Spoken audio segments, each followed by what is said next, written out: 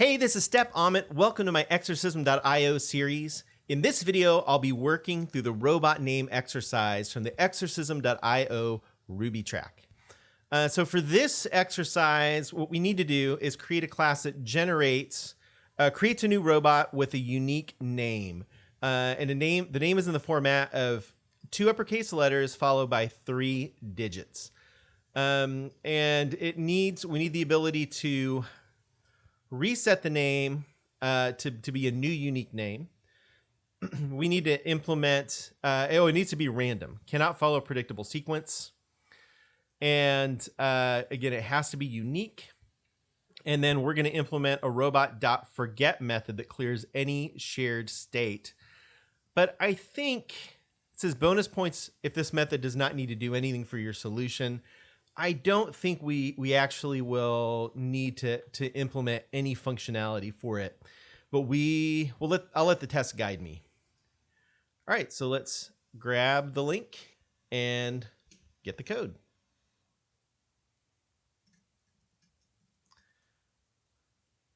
Create a new TMUX session.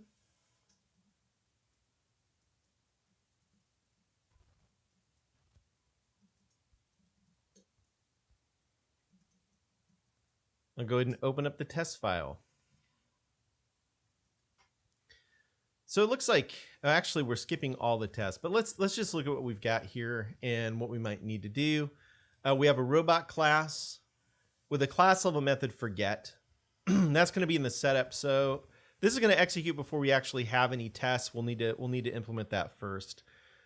And when we create a new robot, it will be initialized with the name matching this name, regex, which if we look at this, again, it's 2 uppercase letters followed by 3 digits. The name is going to be saved so that if we ask for the name multiple times, we'll get the same name. If we call reset, we get a new name. Let's see, reset before name call doesn't cause an error. Okay. Okay, test reset multiple times. And this just makes sure that when we call reset multiple times, we don't get the same name every time. We're actually going to get unique names. Different robots have different names, so initialize does not start out with the same name. And this, this will make sure, so different names when chosen name is taken. Yep. Even if the seed is the same to begin with. Generate all robots. Okay, so what this is going to do is it's just going to keep generating robot names. This is how many possible names there are, because there are 26 letters in the alphabet. We've got 2 letters, and then 1,000, because we have 3 digits. So we could have 000 through 999. This is a lot of options. This time limit, they give us 60 seconds to try to generate all of these. I'm just tell you right now, my laptop will not generate that many in 60 seconds. So let's see, what is that? 26,000 times 26. I can't really do that in my head. 676,000 possible combinations. We're not going to get that. So this will time out. So I don't think we'll actually run that one. But anyway, let's just get started.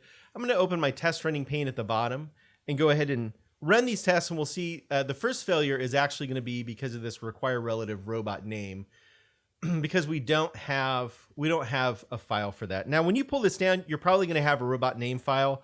This particular exercise ships with an empty robot name.rb file with just with some comments about what it is. Most of them don't. I deleted it just because I didn't want this to be different from how I usually work in these videos. So let me go ahead and create this file. Robot name.rb. I'll swap the panes so that my class under test is on the left.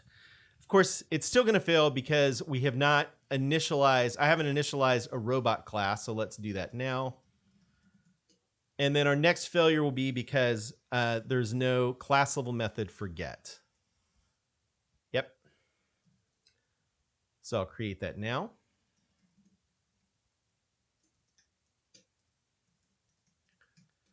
And now we'll be ready to comment out the skip for our first test.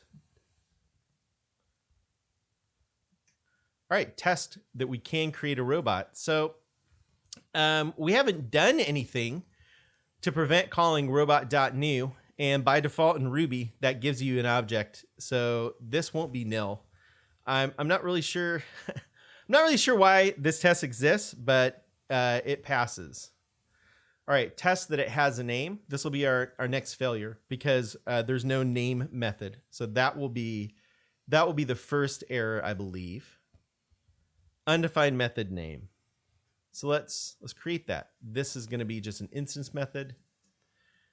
This is still going to fail though, because this test is expecting a value that matches that name regular expression. And instead we're returning nil. So I'm going to go ahead, like you've seen me do before. I'm just going to hard code a value, bb123. And this test will pass. All right, let's go on to the next one. So this test name sticks. Just make sure that that it doesn't change when you call name repeatedly. And that's going to pass. And this test reset changes the name is going to fail. But we can do something similar. Okay, yeah, it's failing because there's no robot.reset.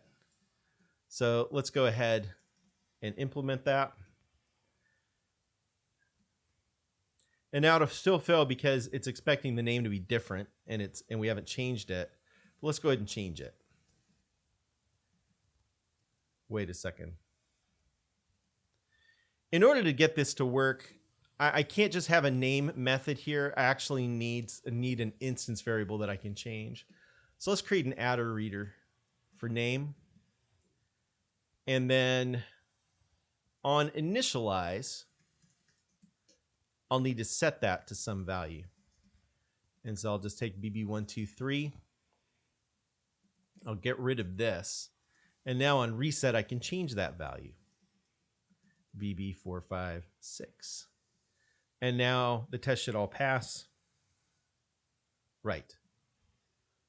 Okay, but that's not going to hold any longer because the next test reset before name called. No, this will still be fine. It doesn't cause an error. But reset multiple times will, because again, what this is looking for is some level of uniqueness across these names.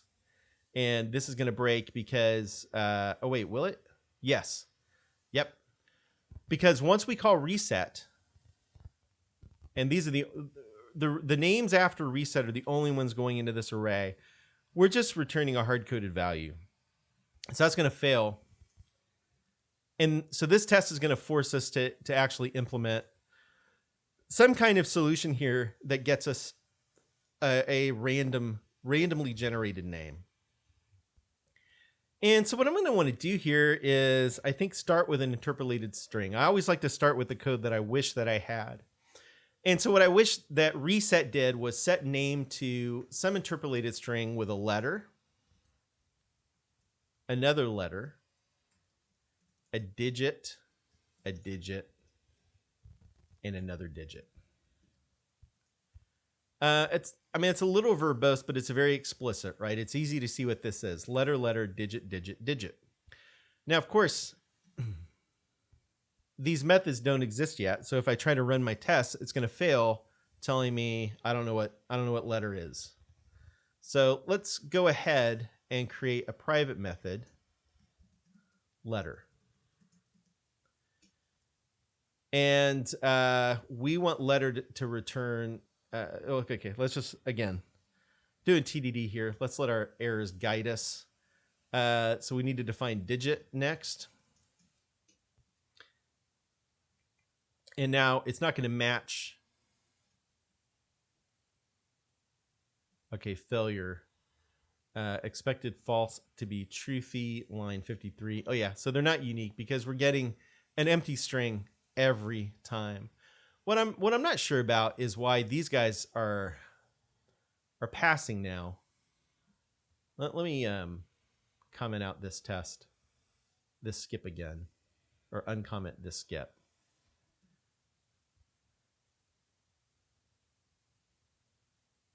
Oh, because it's reset. Because reset. Hang on. Why is this test not failing?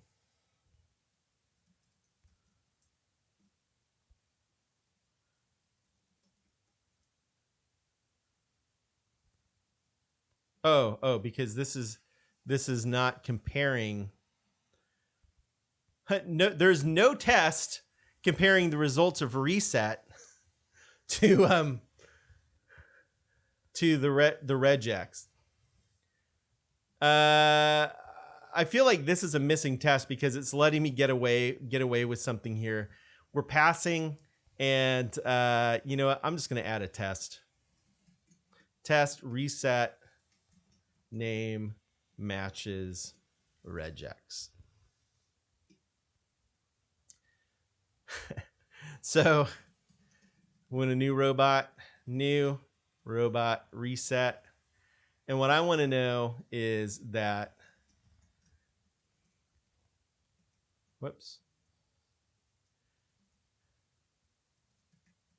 that this matches. So this, just to be consistent with the others, I'm going to put a skip here. This test will fail. Thank you. Oh, wait. If I can spell correctly. This test is going to fail because the result doesn't match. And so now I can this illustrates the importance of being almost robotic with your TDD implementation. Because what that pointed out to me was that my tests are not testing what I think they are.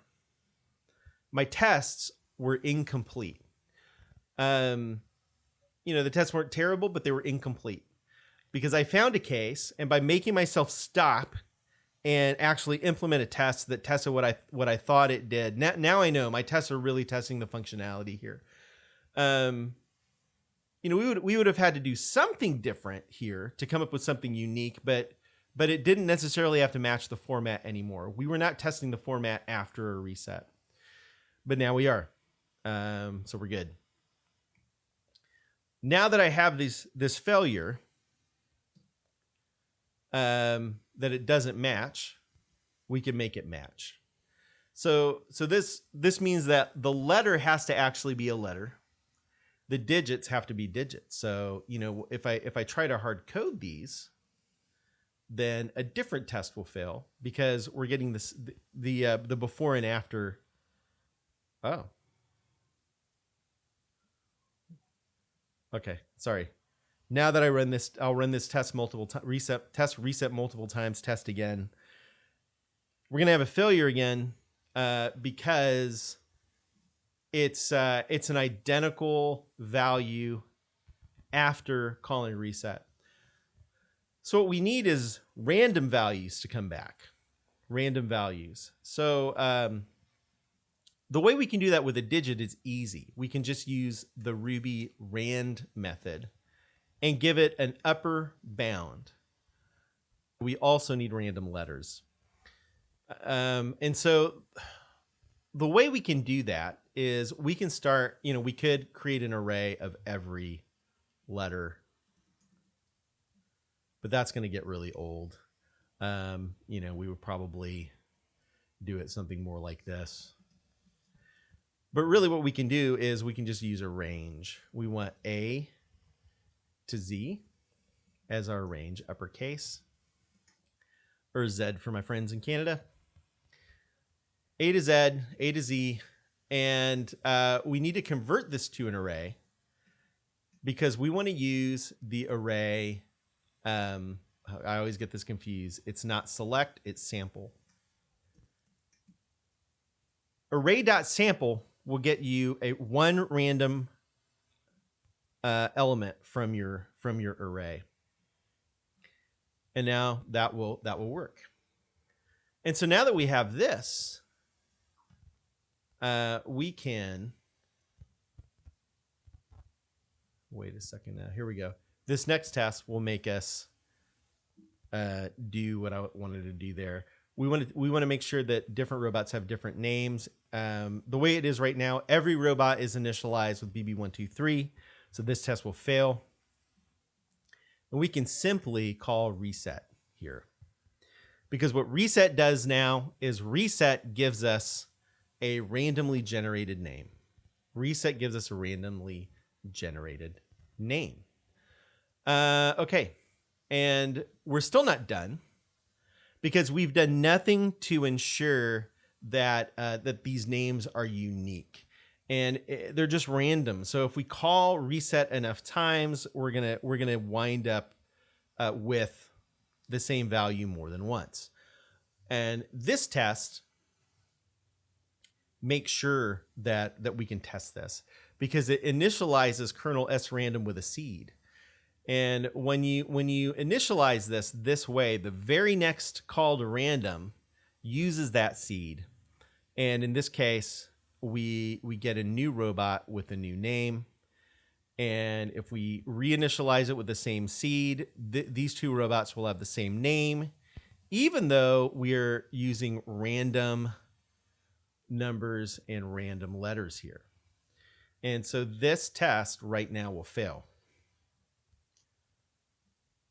See, PT654. And as you'll see, that's always the value we're going to get. This is why, this also illustrates why this built-in kernel.rand is not, without giving it any kind of seed, is not truly random.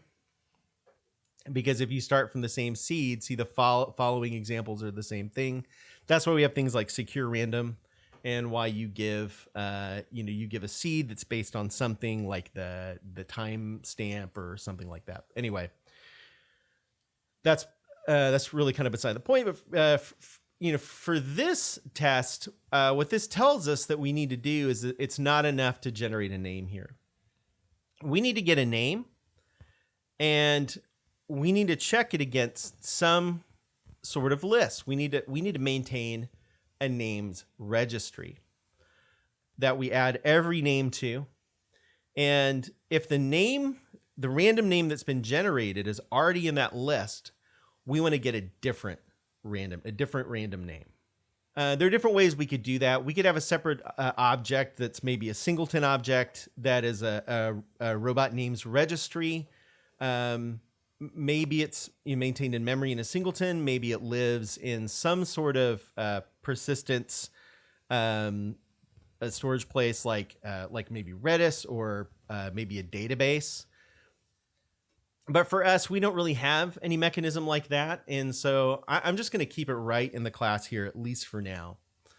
And because we want it to be maintained across every instance of robot, we need it to be a class level variable. So what I'm going to do is create a class variable named names registry. And I'm going to initialize it on class load to an empty string. And then what we need to do is we need to add our name to the names registry. But the other thing we need to do is we need to check it. We need to check it. So let's back up a second here. I'm going to get a name just to a local variable. And then if, let's see. Let's start out here with just a while loop. This is one way to do this. While names registry include name, and I'm just going to take this, and based on the results of this, so if you see, I'm just kind of brute forcing this right now with duplication and everything. I'll do some refactoring once we have the functionality we want, but for now, I'm just going to kind of brute force it. So while the name that we've been given is already within the names registry, we're going to get another one. And then once this condition no longer applies, meaning we have a new name, a unique name, I'm going to go ahead and write out that line I had before, registry. And so I'll read this in a second. I'll read this from right to left. I want to take name, the local variable name, and stick it into the instance variable name. And I want to shovel that into the names registry. So this should pass. Yep, this passes. Okay, we have one more test here. This is the generate all robots. I'm pretty sure this is going to time out. I'm going to go ahead and try to run this. And I'll fast forward it in the editor so that you don't have to sit here with me the whole time. But I'll be right back once it's done. And there you have it. We timed out trying to generate all possible robot names. And if you look, we're not even a tenth of the way done. So I would have to let this run for maybe 15 minutes or something to see it actually work. Man, I don't really want to do it because I want to be able to keep moving quickly. But you know what? What the heck? Let's let it run. It was 1 minute. Let's give it 20 minutes, up to 20 minutes. Let this run, and I'll be back when it's done. Okay, 20 minutes, it turns out, was not nearly enough. As you can see, it only generated 210,735. So my little extrapolation from the 1 minute experiment was not worth very much. I am not going to take the time to let this thing run forever. I'm going to assume that my algorithm here, my solution, will generate all names, and instead, let me turn to refactoring this a bit. Looking at this, the first thing that I see is the duplication here on these two lines. I think what I really want is this string represents a new name. So let's go ahead and create that new name. That should still be green. So let's do the same thing here.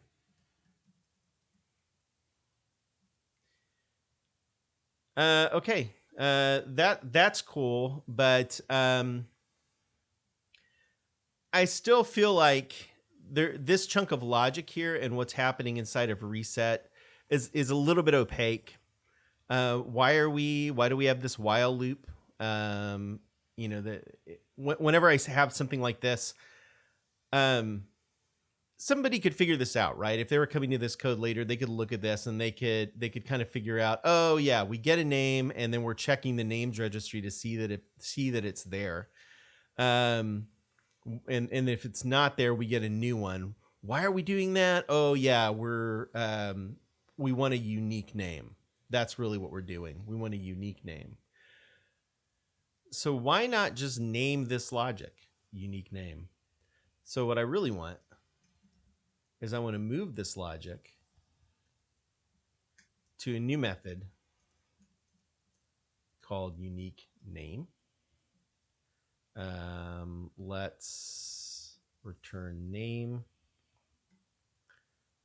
Okay, and then I want to clean this up. I want this to work recursively here.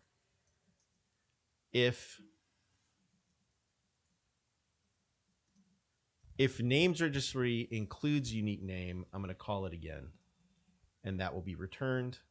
Otherwise, I just want to return name.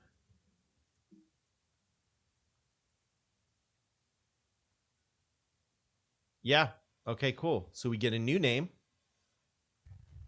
We check the registry for it. If it's there, we do it. We try again. Otherwise, we return name. Okay. Cool. Let's see anything other than that. All right. I noticed something here. we don't actually need forget because every time we run this, well, actually, why? Why don't we need to code? So forget isn't actually doing anything, and there's no test making sure that it's getting cleared out.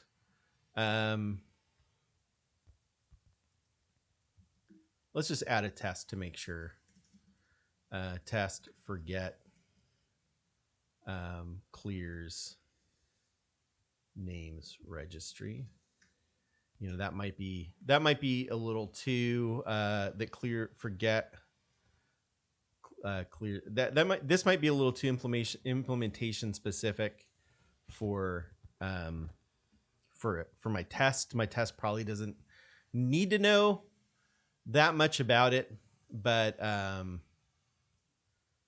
what I want to do is go ahead and create a new robot, and then I just want to make sure that this is working correctly. I want to check that instance, that class variable, class. In order to do this, in order to access this from outside, I need to do class variable get with the name of the class variable as a symbol. And so the name actually includes these two @ signs. And what I want to know is that the length is greater than 0. It should be at least 1, right? So this will tell me that there's something there, that I'm accessing it correctly. But really, I don't care about that so much. What I want to know is that after calling robot forget, that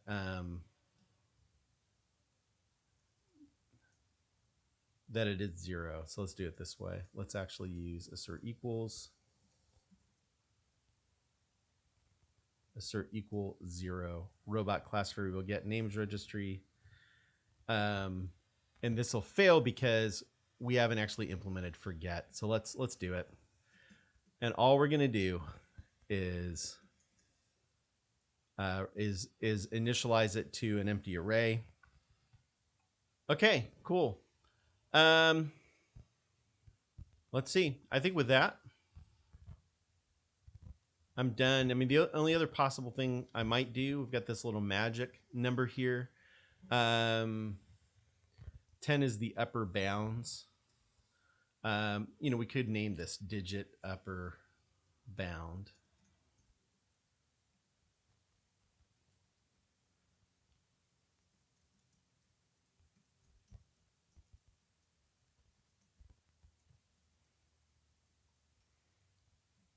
I don't see any other magic strings or magic numbers. Nothing else that needs names. I mean, you know, layout's pretty good. The logic is, I think, pretty clear. All right, I'm going to call this done. If you see something else or there's another refactoring you would do, please leave a comment and let me know.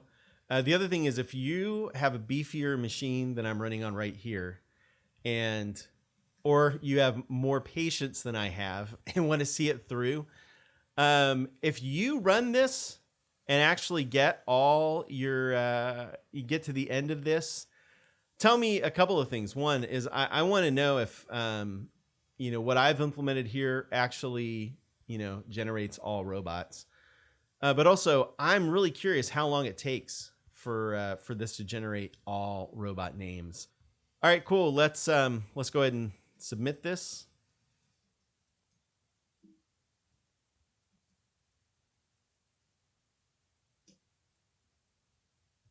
And I will see you in the next video.